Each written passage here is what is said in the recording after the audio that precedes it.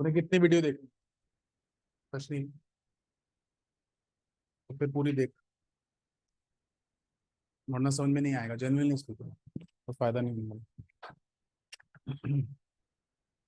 बैठ जा, एंजॉय करो चीजों को, फिर आगे बात करते हैं।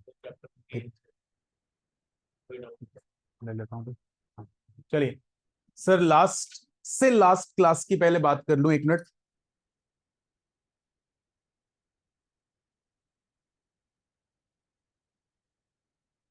ध्यान से बात को समझिए। मैं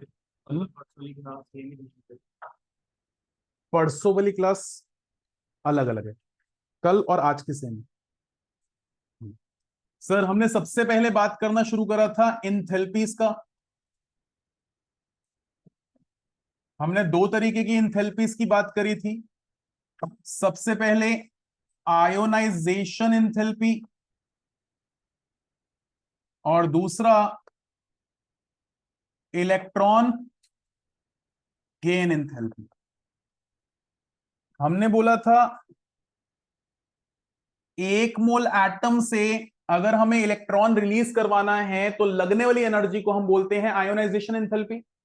और क्योंकि मैं वर्ड बोल रहा हूं लगने वाली एनर्जी, ये हमेशा क्या रहती है? पॉजिटिव। वहीं पर इलेक्ट्रॉन गेन एंथैल्पी, जो एक मोल सब्सटेंसेस को इलेक्ट्रॉन गेन करवाने के लिए या तो लगे या रिलीज हो, उस एनर्जी को बोलते हैं इलेक्ट्रॉन गेन एंथैल्पी।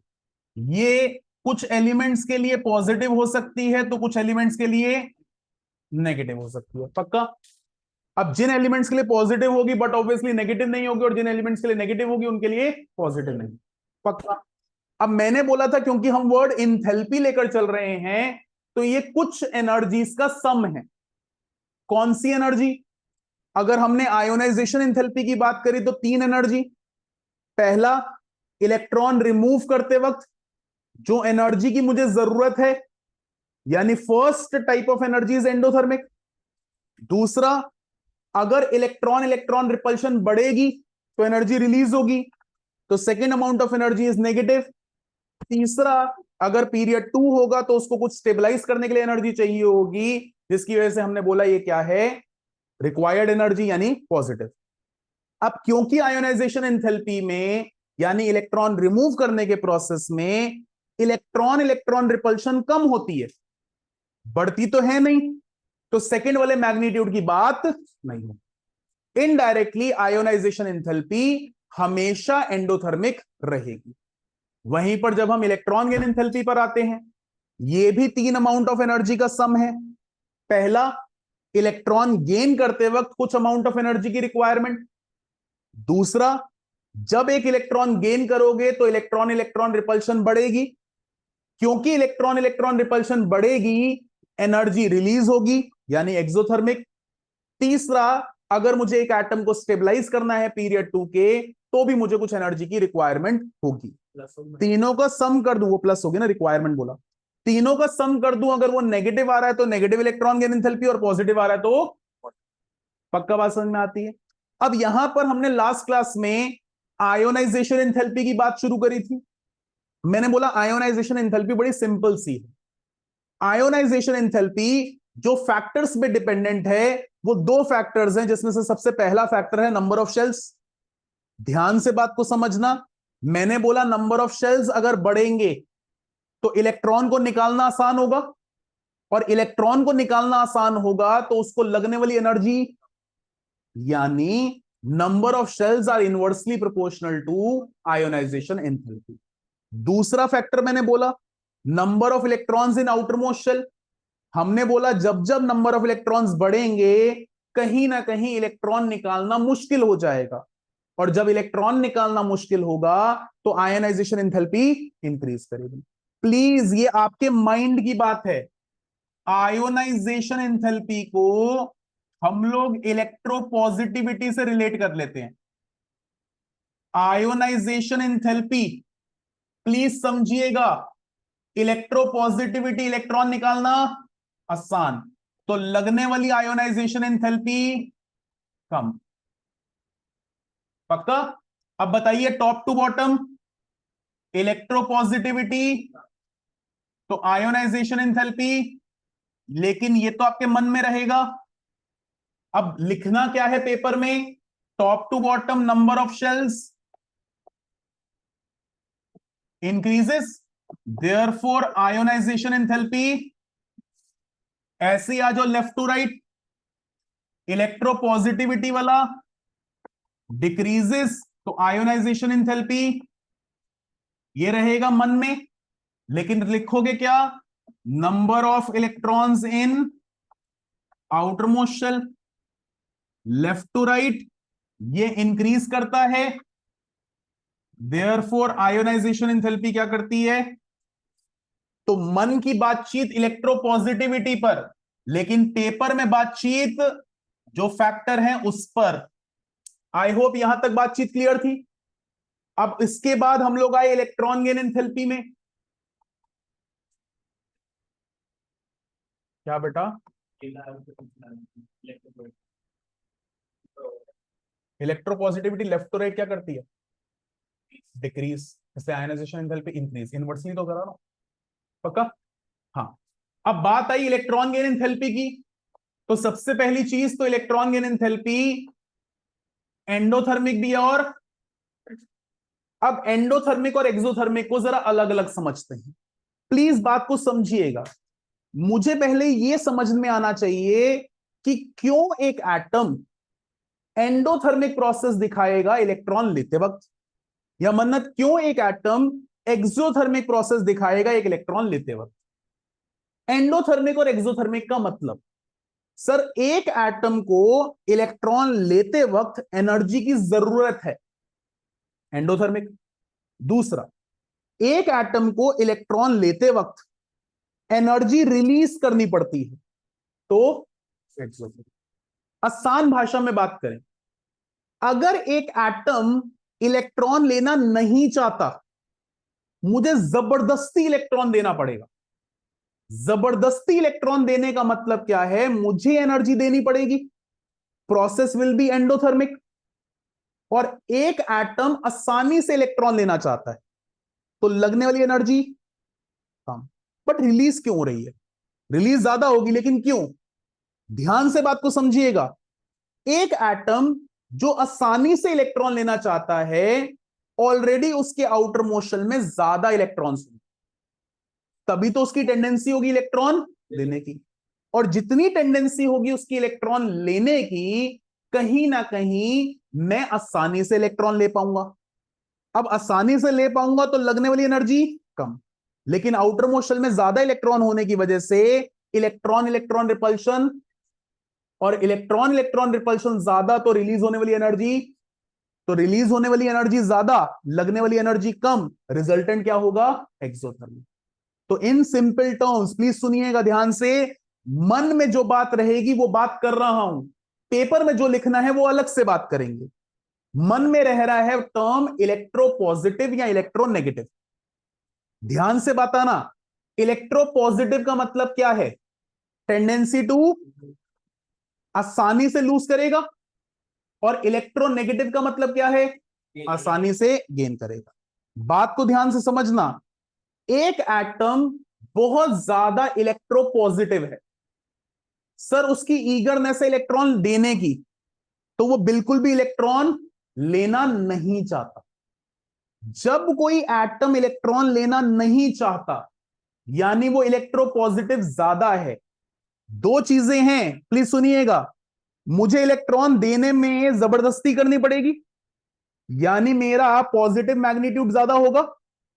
और क्यों नहीं लेना चाहता वो इलेक्ट्रॉन, सर क्योंकि उसके आउटर मोस्ट शेल में कम इलेक्ट्रॉन्स हैं, और अगर उसके आउटर मोस्ट शेल में कम इलेक्ट्रॉन्स हैं तो वो इलेक्ट्रॉन लेना नहीं चाहता।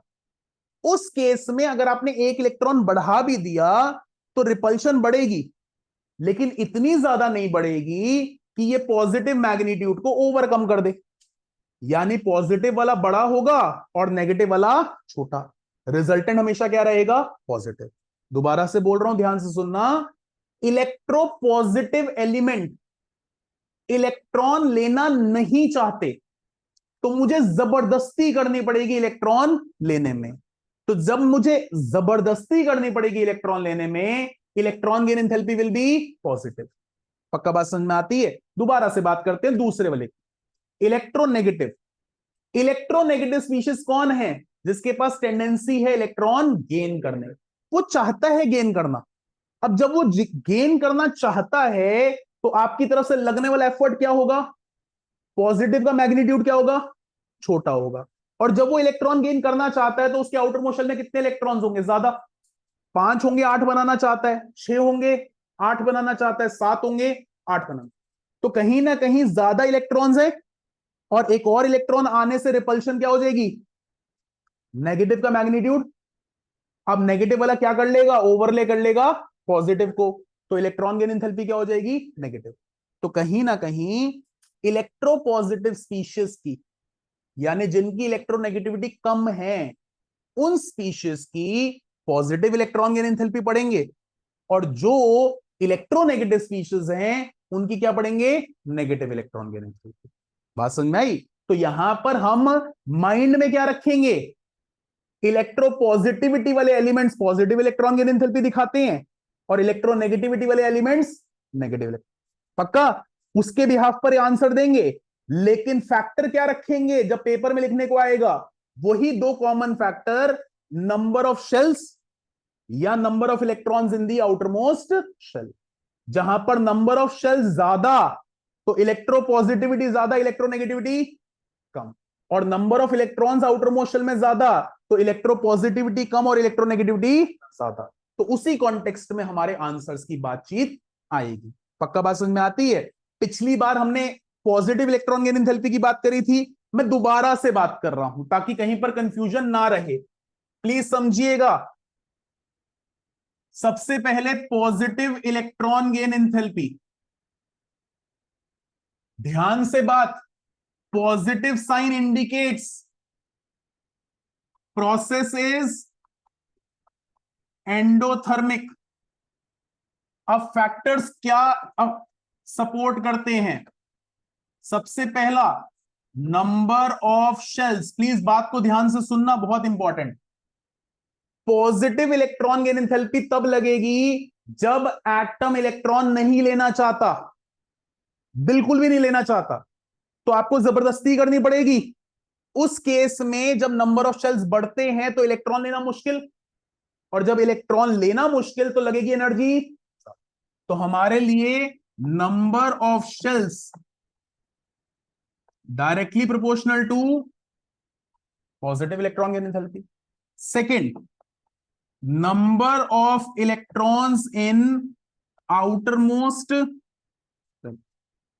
अब आउटर मोस्ट शेल में इलेक्ट्रॉन्स बढ़ेंगे तो कहीं ना कहीं इलेक्ट्रॉन लेना आसान, और इलेक्ट्रॉन लेना आसान होगा तो लगने वाला एफर्ट, तो पॉजिटिव का मैग्नीट्यूड।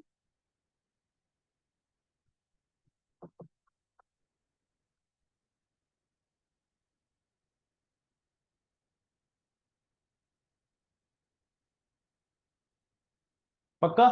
अब जरा इसी के साथ पैरेलली मन की बात कर ले। आप कहोगे सर मोदी जी थोड़ी हो जो मन की बात करें। देखो, इलेक्ट्रोपॉजिटिविटी की कहानी, top to bottom electropositivity increases, यानी मैं इलेक्ट्रॉन देना चाहता हूं, लेना नहीं चाहता, और जब मैं इलेक्ट्रॉन लेना नहीं चाहता तो जबरदस्ती करोगे ज्यादा। हाँ या ना? ये कहानी है हमारे मन की, लेकिन पेपर में क्या लिखना है? Number of shells directly proportional to positive electron gain enthalpy. हाँ या ना?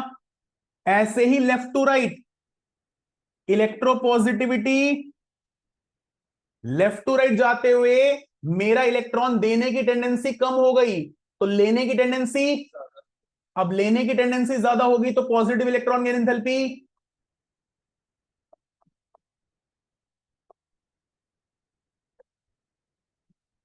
सॉरी, हाँ या ना?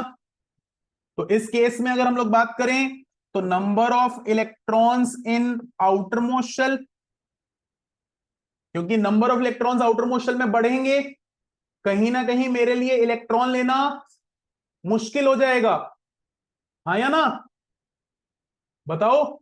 और क्योंकि इलेक्ट्रॉन लेना सॉरी, नंबर ऑफ इलेक्ट्रॉन्स बढ़े तो इलेक्ट्रॉन लेना आसान हो जाएगा, और इलेक्ट्रॉन लेना आसान हो जाएगा तो पॉजिटिव इलेक्ट्रॉन की एंथैल्पी क्या करेगी, कम हो जाएगी। हाँ या ना, पक्का बात समझ में आती है। प्लीज ये पॉइंट पेपर में नहीं लिखना, पेपर में कोई इलेक्ट्रोपॉजिटिविटी नहीं लिखना, सिर्फ क्या लिखना है, टॉप टू बॉटम के लिए नंबर ऑफ शेल्स, और लेफ्ट टू राइट के लिए number of electrons in outermost shell. मैं दोबारा से बता दूं कहीं कंफ्यूजन रहे, सर जब नंबर ऑफ शेल्स बढ़ते हैं तो इलेक्ट्रॉन निकालना आसान है, लेना तो लगने वाली एनर्जी ज्यादा। लेफ्ट टू राइट जाते हैं तो इलेक्ट्रॉन निकालना मुश्किल है और लेना तो कहीं ना कहीं लगने वाली एनर्जी कम। पक्का बात समझ में आती है। आई होप ये पॉइंट क्लियर है। ये लास्ट क्लास, हाँ बता, बता इलेक्ट्रोपॉजिट मैंने बोला, प्लीज सारे सुना। मैंने, तशनीत है तो वहां पर बैठ, क्या है ये, हाँ क्या था ये, सर यहां तो छोड़, बाद में बात करेंगे। यहां पर मैंने बोला इलेक्ट्रोपॉजिटिविटी आपने सिर्फ बैक एंड में रखनी है, अपने माइंड में रखनी है। आप कहीं पर भी आंसर इलेक्ट्रोपॉजिटिविटी के नाम पे नहीं दे सकते हो। पॉजिटिविटी, इलेक्ट्रोपॉजिटिविटी के दो ही फैक्टर्स हैं, नंबर ऑफ शेल्स या number of electrons in outer most, तो मुझे उनके थ्रू आंसर देना है। अब इलेक्ट्रोपॉजिटिविटी टॉप टू बॉटम क्या करती है, इंक्रीज, क्योंकि नंबर ऑफ शेल्स इंक्रीज करते हैं, तो ये इंक्रीज तो ये भी इंक्रीज, और यहीं पर ये इंक्रीज तो ये decrease। तो आप यहां पर क्या लिख सकते हो, electropositivity is directly proportional to positive electron gain. पक्का, जितना ये ज्यादा उतना ये पॉजिटिव मैग्नीट्यूड ज्यादा, जितना ये कम उतना पॉजिटिव मैग्नीट्यूड कम। अब इसके फैक्टर्स जोन से हैं वो ये याद रखने हैं, ना कि ये। पक्का, कहने का मतलब क्या है, कनिष्क कह रहा है सर क्या बोल रहे हो, ध्यान से सुनना। आप इलेक्ट्रोपॉजिटिविटी को माइंड में रखो, टॉप टू बॉटम इंक्रीज तो पॉजिटिव इलेक्ट्रॉन गेन एंथैल्पी भी increase, left to right decrease तो पॉजिटिव इलेक्ट्रॉन गेन एंथैल्पी भी डिक्रीज। लेकिन टीचर जब आपसे पूछे कैसे आंसर दिया, तो सर टॉप टू बॉटम में नंबर ऑफ शेल इंक्रीज करते हैं और लेफ्ट टू राइट में number of electrons in outermost shell increase करते हैं। आंसर देते वक्त आपने नंबर ऑफ शेल्स या number of electrons in outermost shell रखना है, याद करते वक्त क्या रखना है माइंड में, इलेक्ट्रो पॉजिटिविटी। पक्का बात समझ में आती है, क्लियर है ये बात, शौर्य डाउट है पूछ। मैं दोबारा से बताता हूं, मैंने ये तुम्हारे सामने फैक्टर रखे, क्या ये फैक्टर क्लियर है, चलो दोबारा से बात करते हैं इन फैक्टर्स की एक एक करके। मैंने बोला नंबर ऑफ शेल्स, मेरे लैंग्वेज को, मेरे हाथों को जरा ध्यान से देखना, नंबर ऑफ शेल्स बढ़ेंगे तो इलेक्ट्रॉन दूर होगा, दूर हुआ इलेक्ट्रॉन निकालना आसान है या वहां पर लेना आसान है, निकालना, निकालना आसान है तो लेना मुश्किल, और लेना मुश्किल है तो हर्षफील्ड जबरदस्ती करेगा, जबरदस्ती करेगा तो एनर्जी देगा, देगा तो पॉजिटिव इलेक्ट्रॉन एंथैल्पी इंक्रीज करेगी। पक्का, तो number of shells are directly proportional to positive. दूसरा, number of electrons in outermost shell, अगर number of electrons outermost shell में बढ़ेंगे तो लेने की टेंडेंसी बढ़ेगी। क्यों, क्योंकि जब आउटर मोस्ट शेल में एक दो या तीन इलेक्ट्रॉन होते हैं मैं देना चाहता हूं, और पांच छह या सात होते हैं तो मैं, तो जैसे जैसे इलेक्ट्रॉन बढ़ेंगे लेने की टेंडेंसी बढ़ेगी। अब जब मैं लेना आसान कर दूंगा तो मेरे पे लगने वाली एनर्जी, पक्का, और क्योंकि लगने वाली एनर्जी कम हो जाएगी तो कहीं ना कहीं हम क्या हो गए, इनवर्सली प्रोपोर्शनल। ये तो क्लियर है, पक्का कोई दिक्कत नहीं है। अब इसको आसान कर रहा हूं electropositivity, electropositivity directly proportional to positive electron gain enthalpy. भैया अगर एलिमेंट ज्यादा इलेक्ट्रोपॉजिटिव है तो ज्यादा पॉजिटिव इलेक्ट्रॉन गेन एंथैल्पी लगेगी, अगर कम इलेक्ट्रोपॉजिटिव है तो कम पॉजिटिव इलेक्ट्रॉन गेन एंथैल्पी। उसके बिहाफ पर मैंने ये ऑर्डर दिया, top to bottom electropositivity increases तो positive electron gain enthalpy increases, left to right decreases तो positive electron gain enthalpy decreases. But paper में ये नहीं लिखना, ये डायरेक्टली प्रोपोर्शनल का साइन यूज नहीं, रीजन इलेक्ट्रोपॉजिटिविटी नहीं देना, रीजन सिर्फ कौन से देने हैं, दो standard basic reasons, number of electrons और नंबर ऑफ शेल्स। पक्का बात समझ में आती है, कोई दिक्कत परेशानी तो नहीं। अब आ जाते हैं नेगेटिव इलेक्ट्रॉन गेन एंथैल्पी पे। नेगेटिव का मतलब, अब जरा एक सेकंड के लिए इसी को समझ लें। What do you mean by exothermic process? Sir ऐसा प्रोसेस जिसमें एनर्जी, थोड़ी सी मैथ्स इन्वॉल्व करते हैं, शायद एक्सपेक्टेड है अब आंसर आ जाए। -400 और -600 में कौन बड़ा? मैथ्स वालों का -400, लेकिन केमिस्ट्री वालों का माइनस। क्यों? सर क्योंकि हमारी केमिस्ट्री में नेगेटिव साइन इंडिकेट करता है प्रोसेस क्या है। तो यहां पर ये नहीं लिखा -400, यहां लिखा है 400 अमाउंट की एनर्जी रिलीज हुई, और यहां लिखा है 600 अमाउंट की एनर्जी। तो अगर लिखा है 600 अमाउंट की एनर्जी रिलीज हुई, तो वो ज्यादा रिलीज हो रही है इन कंपैरिजन टू 400। तो ये ज्यादा है, और ये पक्का। नेगेटिव साइन सिर्फ एक बात बता रहा है कुबेर भैया, प्रोसेस इज एक्सोथर्मिक। अदरवाइज आपने कंपेयर करने हैं मैग्नीट्यूड। 400 और 600 को कंपेयर करना है, -400 और -600 को कंपेयर। पक्का बात समझ में आती है? अब सर ये प्रोसेस एक्सोथर्मिक है तो कहां पर? ऐसे एलिमेंट्स जो ईगर हैं इलेक्ट्रॉन लेने में, वो सिर्फ तभी ईगर होंगे इलेक्ट्रॉन लेने में क्योंकि उनके आउटर मोशन में पहले से ज्यादा इलेक्ट्रॉन होंगे। और जब एक नया इलेक्ट्रॉन आएगा तो रिपल्शन, और उस रिपल्शन की वजह से क्या रिलीज होगी? एनर्जी। अब वो एनर्जी ज्यादा रिलीज होगी तो ज्यादा नेगेटिव इलेक्ट्रॉन गेन एंथैल्पी, कम रिलीज होगी तो कम। पक्का बात समझ में आती है? तो सबसे पहले फैक्टर्स की बात कर लें। सबसे पहला फैक्टर नंबर ऑफ शेल्स।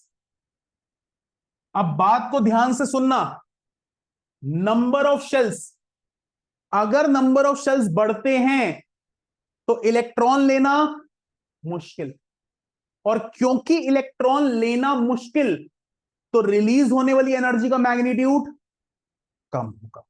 तो यहां पर number of shells is inversely proportional to negative electron. मैं यहां पर सिर्फ उन एलिमेंट्स की बात कर रहा हूं जो इलेक्ट्रॉन गेन करते वक्त एनर्जी रिलीज करते हैं।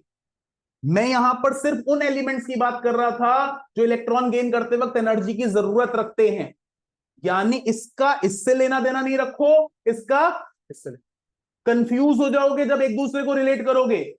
सर क्या बोल रहे हो, यहां पर एनर्जी ज्यादा चाहिए तो यहां पर एनर्जी रिलीज कम होगी, यहां पर एनर्जी ज्यादा रिलीज होगी तो यहां पर एनर्जी की जरूरत कम। समझ रहे हो ना बात को?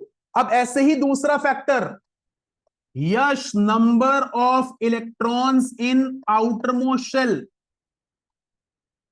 मेरे आउटर मोस्ट शेल में अभिषेक 5 इलेक्ट्रॉन्स हैं, तो एक चाहिए, एक मिल गया तो कितने हो गए? 6। मेरे आउटर मोस्ट शेल में 6 इलेक्ट्रॉन्स हैं, एक मिल गया तो कितने हो गए? 7। मेरे आउटर मोस्ट शेल में 7 इलेक्ट्रॉन्स हैं, एक मिल गया तो कितने हो गए? जैसे 5 से 6 हुए, 6 से 7 हुए, 7 से 8 हुए, तो 7 से 8 होने में रिपल्शन बहुत ज्यादा, 6 से 7 होने में थोड़ी कम, 5 से 6 होने में और कम। तो जब रिपल्शन बहुत ज्यादा तो एनर्जी रिलीज भी, और जब रिपल्शन थोड़ी कम तो एनर्जी रिलीज भी। तो जितने ज्यादा इलेक्ट्रॉन्स आउटर मोस्ट शेल में होंगे उतनी ज्यादा एनर्जी रिलीज होगी। तो number of electrons in outermost shell are directly proportional to negative electron gain। पक्का? अब सर याद कैसे करें? तो याद करने के लिए अब आपने रखनी है इलेक्ट्रोनेगेटिविटी, यानी sir electronegativity is directly proportional to negative electron gain enthalpy. चलो अभी फैक्टर को ना इस्तेमाल करते हुए सीधा इलेक्ट्रोनेगेटिविटी पे बात करते हैं। हेल्प करिए, top to bottom electronegativity increases या डिक्रीजेस? डिक्रीजेस। तो negative electron gain enthalpy also, लेकिन ये कहानी कहां रहेगी? मन में।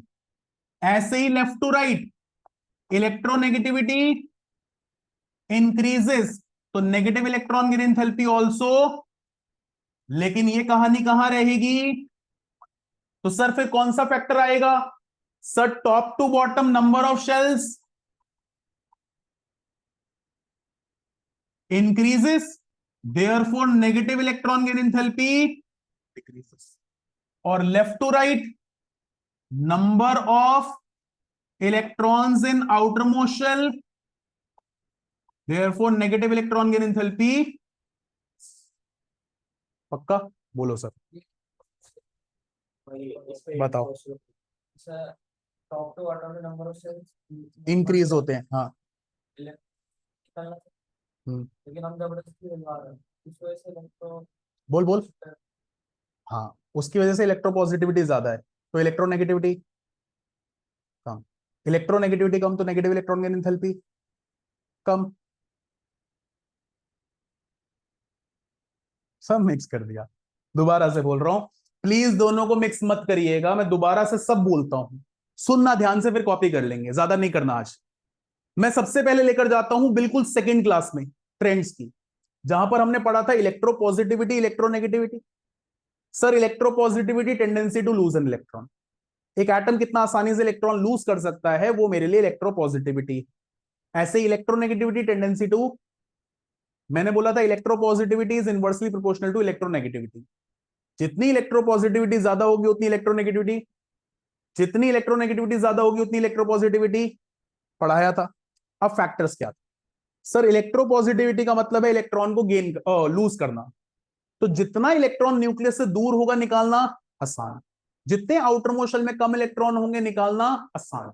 तो sir, top to bottom number of shells increase करते हैं, इलेक्ट्रोपॉजिटिविटी इंक्रीज करती है।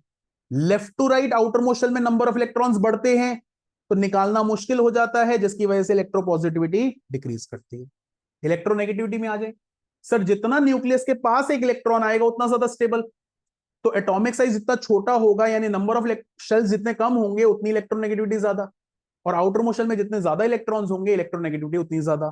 तो number of shells inversely proportional to electronegativity and number of electrons in the outer motion directly proportional to electronegativity. तभी इनवर्स रिलेशन आया था। अब जिसने इलेक्ट्रोपॉजिटिविटी इलेक्ट्रोनेगेटिविटी रिवाइज नहीं करी है वहां पर गायब हो रही है। 1 मिनट लगाकर, मुझे कोई दिक्कत नहीं है, जल्दी से जरा इलेक्ट्रोपॉजिटिविटी इलेक्ट्रोनेगेटिविटी रीड करो। आ रहा हूं सर, आ रहा हूं, बीच में से नहीं आऊंगा, परेशान हो जाओगे जैसे कल हुआ। तशनीद माता जी, यहाँ पर ना करके दूसरे रूम में बैठ जाओ, वहां पर वीडियो देख लो, यहाँ पर कैसे सुन रहे हो?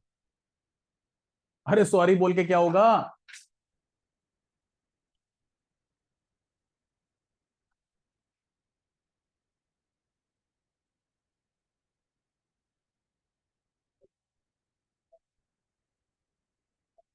सिर्फ इलेक्ट्रोपॉजिटिविटी इलेक्ट्रोनेगेटिविटी पढ़ना, जहां पर इलेक्ट्रोपॉजिटिविटी डायरेक्टली प्रोपोर्शनल हो जाएगी मेटालिक कैरेक्टर को, डायरेक्टली प्रोपोर्शनल हो जाएगी रिड्यूसिंग पावर को, वहीं पर इलेक्ट्रोनेगेटिविटी डायरेक्टली प्रोपोर्शनल हो जाएगी नॉन मेटालिक कैरेक्टर को, डायरेक्टली प्रोपोर्शनल हो जाएगी ऑक्सीडाइजिंग पावर को।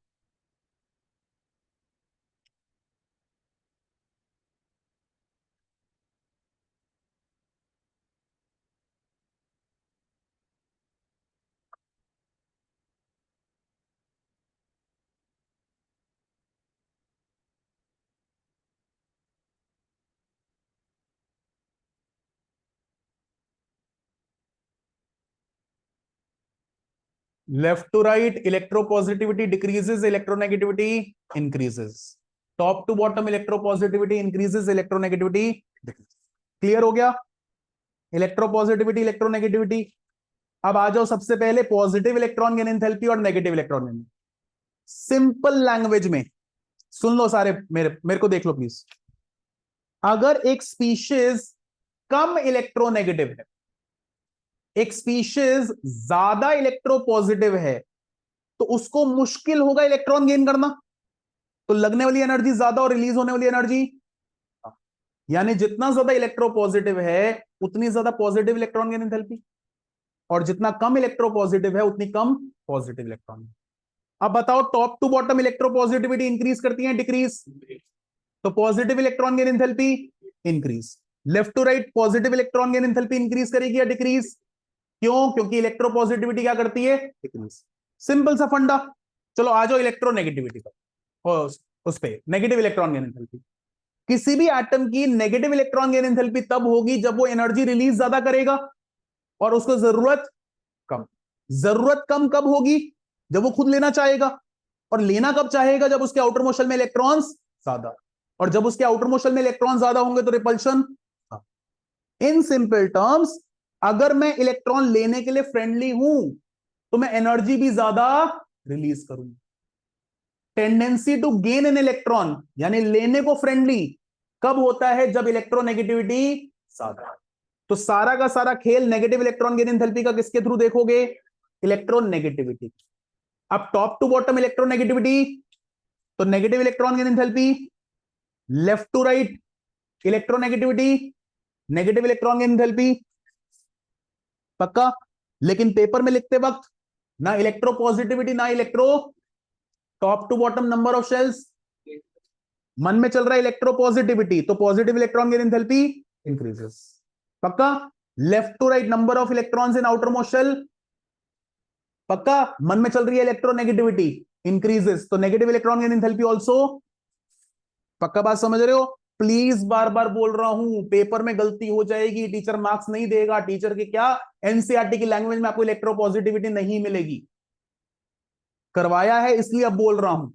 इलेक्ट्रो पॉजिटिविटी टर्मिनोलॉजी में आपकी एनसीईआरटी में नहीं है, लेकिन हमारी पढ़ाई के लिए बहुत जरूरी है। उनके लिए सिर्फ एक टर्मिनोलॉजी है, सुनना ध्यान से, ज्यादा इलेक्ट्रोनेगेटिव या कम इलेक्ट्रोनेगेटिव। ज्यादा इलेक्ट्रोनेगेटिव तो कम इलेक्ट्रोपॉजिटिव, और ज्यादा इलेक्ट्रोपॉजिटिव तो कम इलेक्ट्रो। तो हम जो ये वर्ड है इलेक्ट्रोपॉजिटिव, ये आपके रीजंस में नहीं ला रहे, लेकिन हमारी पढ़ाई के लिए बहुत जरूरी है, क्योंकि मेटालिक कैरेक्टर, रिड्यूसिंग पावर सब इस पे डिपेंडेंट। पक्का बात समझ में आती है? कोई दिक्कत परेशानी तो नहीं? क्लियर है? अब कुछ और जोड़ सकता हूं? अभी तक हमने जितने भी ट्रेंड की बात करी है इलेक्ट्रॉन गेन एंथैल्पी में, ये पीरियड 3 से लेकर पीरियड 7 तक हुआ है। पक्का? अब जब पीरियड 2 आता है तो कुछ पॉइंट्स इशू में आ जाते हैं। मैं कुछ पॉइंट्स लिख रहा हूं जो आपको माइंड में रखने हैं। पहला, first electron gain enthalpy can be positive and negative.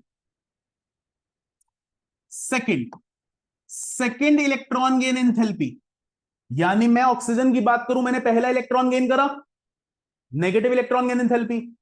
मुझे दूसरा इलेक्ट्रॉन गेन करवाया तो उसकी बात कर रहा हूं। तो second electron gain enthalpy can only be positive. अब सर रीजन क्या है? ध्यान से बात को समझना। जब मैं एक्स था, उससे आपने मुझे एक्स माइनस बनाया, यहां पर प्रोटॉन और इलेक्ट्रॉन सेम थे, आपने जबरदस्ती मुझे एक इलेक्ट्रॉन दिया, यहां बहुत आसानी से इलेक्ट्रॉन दिया, प्रोटॉन कम हो गए और इलेक्ट्रॉन। यहां वाली जो एनर्जी है डेल्टा ईजीई, ये पॉजिटिव भी हो सकती है, और लेकिन जब यहां से मुझे इलेक्ट्रॉन गेन करना है, तो उस केस में प्रोटॉन और इलेक्ट्रॉन की रेशो क्या है? इस टाइम पे हम बोलते हैं as proton to electron ratio is not equal, therefore atom requires huge energy to stabilize, therefore second electron gain enthalpy is always positive। पक्का? तो यहां पर सेकेंड इलेक्ट्रॉन गेन एंथैल्पी हमेशा क्या रहेगी? पॉजिटिव रहेगी। I hope this is okay. तीसरा समझिएगा, फॉर हेलोजन्स, चलो अभी मैं हेलोजन के रेफरेंस में बात कर रहा हूं, order for negative electron gain enthalpy is chlorine greater than bromine greater than iodine. Usual है सर, आप टॉप टू बॉटम जाते हो तो negative electron gain enthalpy decrease करती है, यही पढ़ा था। But for fluorine chlorine bromine iodine is chlorine greater than fluorine greater than bromine greater than iodine. अब सर ऐसा क्या हुआ? होना तो चाहिए था fluorine greater than chlorine greater than bromine greater than iodine. ये आपने उल्टा क्यों कर दिया? तो उल्टा करने का रीजन है फ्लोरीन बिलोंग्स टू,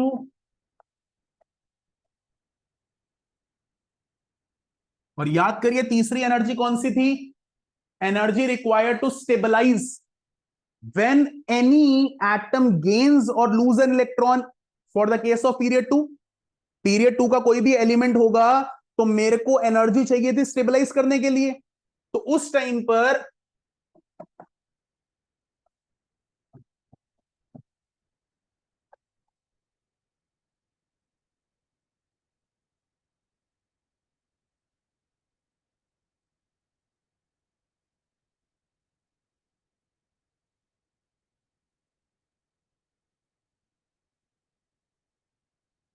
तो इनके बीच में ऑर्डर चेंज हो जाता है।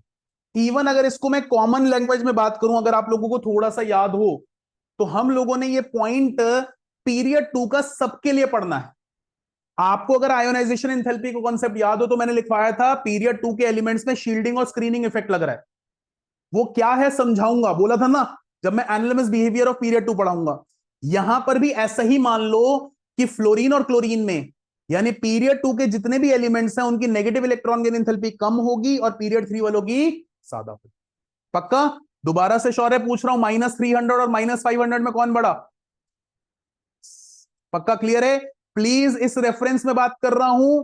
फ्लोरीन क्लोरीन ब्रोमीन आयोडीन को अगर लाइन में लिखूंगा तो क्लोरीन का माइनस के साथ मैग्नीट्यूड बड़ा होगा और फ्लोरीन का माइनस के साथ मैग्नीट्यूड छोटा। पक्का? कॉपी करिए प्लीज। नाइशा इतने सालों बाद कैसे? नाइशा वीडियोस कंप्लीट है बेटा? हाँ जी सर। पहला प्लस माइनस कैसे हुआ? पहली इलेक्ट्रॉन गेन प्लस माइनस दो कैसे? पहली electron gain enthalpy positive negative दोनों नहीं होती? मतलब डरा रहा है यार।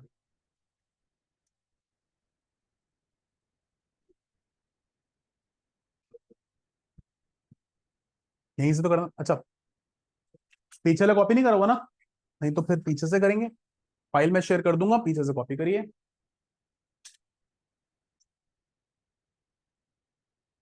सर ये कंफ्यूज कर देगा, प्लीज। कुछ ऐसा है, मैंने शौर्य से पूछा सीता कैसी है, कहता है कौन सीता? मैंने कहा गीता की सिस्टर। कहता है कौन गीता? मैंने XYZ की सिस्टर या भाई। तो मतलब एक से जुड़ी हुई दूसरी चीज है।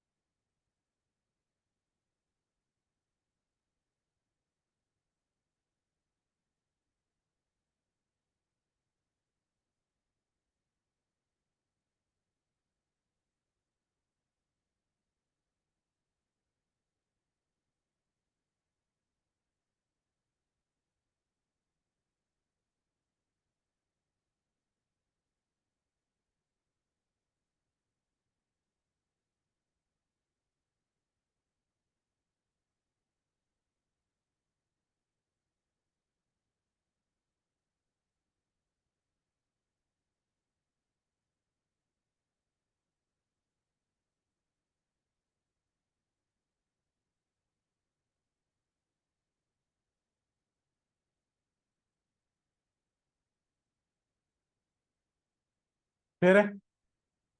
स्क्रॉल कर दूं?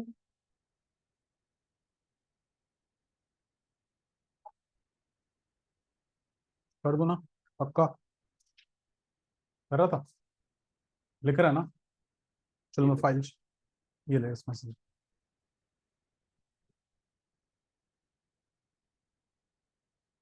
ऐसा करो, जगह छोड़कर ये लिख लो, फिर मैं फाइल शेयर कर दूंगा।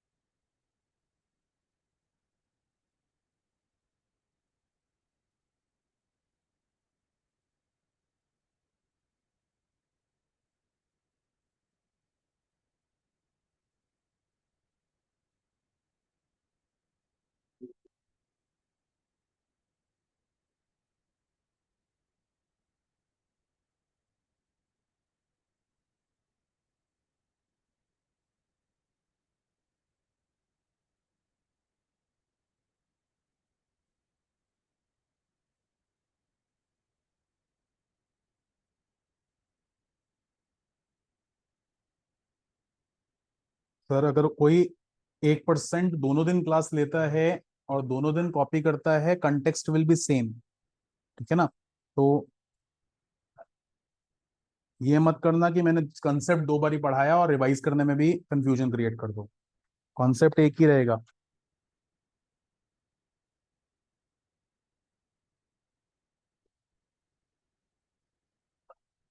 सर एक छोटी सी चीज पूछ रहा हूँ, कल अगर 1% मैं एक्स्ट्रा क्लास रखता हूँ, टाइमिंग विल बी 5:30, सिमिलर, किस किस को इशू आने में वहां से? नहीं, आ जाओगे अपार, आ जाओगे सर आप, आ जाओगे संजना, आ जाओगे मन्नत, आ जाओगे यश, शौर्य, वेद, अभिषेक। अभिषेक कल, परसों भी आना है, कल भी आना है। हाँ, ऑनलाइन वालों, जपनाम, नाइशा, राधिका, सनिष्ठा, ठीक है।